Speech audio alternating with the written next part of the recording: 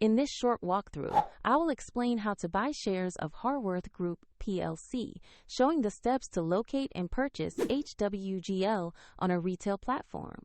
Harworth Group Plc is a UK property regeneration and industrial land company listed on the LSE PLC under the ticker HWG.L.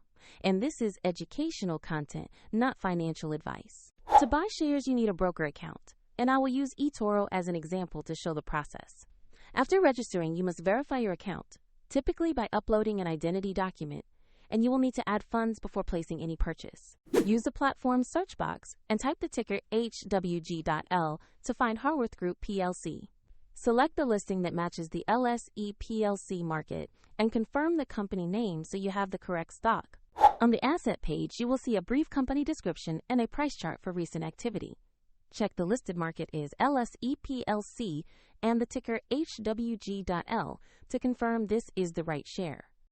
Click Invest or Trade, choose the amount you want to buy, and carefully review the order details before confirming. If the market is closed, your order may be queued or executed at the next market open, and if you do not have enough funds, the platform will prompt you to add money before the order completes. After execution, your Harworth position will appear in your portfolio where you can monitor it, and you can return to the asset page for updates.